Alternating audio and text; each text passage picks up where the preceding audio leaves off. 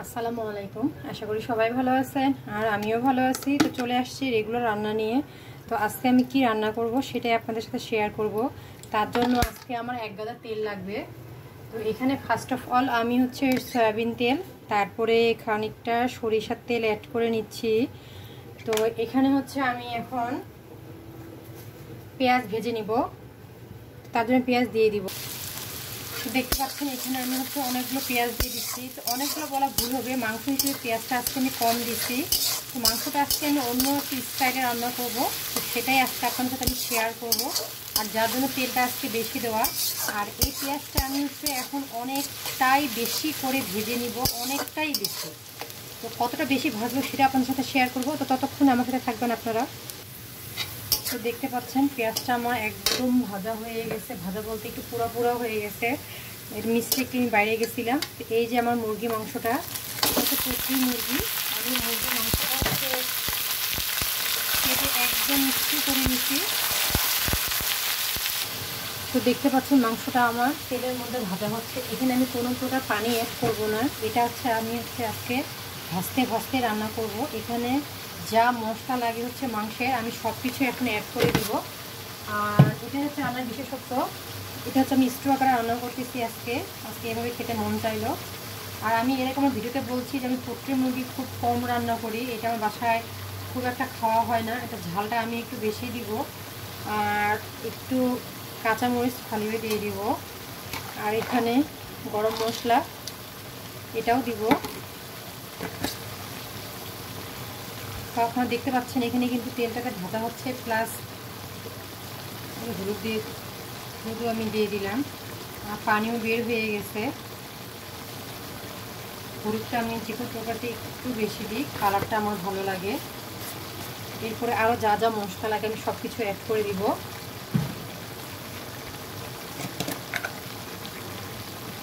আচ্ছা, ধনিয়ার গুঁড়া বেশিভাবে দিলাম, আর একটু দিব হচ্ছে আমি এখানে গোলমরিচের গুঁড়া, ঝালটা একটু কড়া হওয়ার জন্য। আর এখন হচ্ছে এখানে আমি দিব সেটা হচ্ছে আদা রসুন পেস্ট। আর এরপর আমি কোনো এক্সট্রা মশলা অ্যাড করব না। আর এখন যেটা হচ্ছে বলতে যাচ্ছি, আমি হচ্ছে এখন কোনো এক্সট্রা মশলা অ্যাড করব না। যা করার অ্যাড করব সেটা হচ্ছে একদম শেষে বাকি মশলাগুলো অ্যাড করব, সেটাও আপনাদের সাথে শেয়ার করবো আমি। তো তার জন্য আমার পুরো ভিডিওটা আপনাদের দেখতে হবে, আমার পাশে থাকতে হবে। এই যে আমার তরকারি কালার চলে আসছে, আর এই তেলের মধ্যে কিন্তু মাংস আমার সিদ্ধ হয়ে যাবে। আর এটা ভাতের সাথে খেতে অসম্ভব মজা লাগে, অসম্ভব মজা। আমি যতটুকু পারছি ছোটো করার চেষ্টা করছি, এরপরে আমি আর পারি নাই, আমার কোমর ব্যথা হয়ে গেছে। আপনারা পারলে এর থেকে আরও ছোটো করবেন, এটা ভাতের সাথে খেতে অনেক মজা লাগে। তো বাকি রান্নাটা দেখার সময় ভাতে থাকবেন। এখানে আমি স্টপ করে দিচ্ছি। তো এই তো আমার মাংসের কষা মোটামুটি শেষের দিকে, আমি কষাতে যেতে পারি, মুরগি বানানোর চেষ্টা করবো। প্রায় হওয়ার দিকে হয়ে আসছে। আর পোট্রি মুরগি কিন্তু বেশি সিদ্ধ করতে লাগে না, অল্পতে সিদ্ধ হয়ে যায়। আর এখানে যেটা আমি এখন অ্যাড করব সেটা হলো গিয়ে যে গরম মশলা। এখানে কিন্তু কিছু আমার সিক্রেট মশলা আছে, যেটা আমি বাসায় নিজে ব্যক্তিগতভাবে বানাইছি অন্যান্য মশলার সাথে। আর এখানে দিয়ে দিব জিরা মশলা অল্প পরিমাণে। এখানে আমি আরও একটু অ্যাড করব, এটা হচ্ছে মুরগির মাংসের মশলা রাঁধুনি, এটা আমার ভালো লাগে। আর এখানে আমি আরেকটু তেল অ্যাড করব, তেলটা একটু কম মনে হচ্ছে, সরিষার তেলটা অ্যাড করলাম।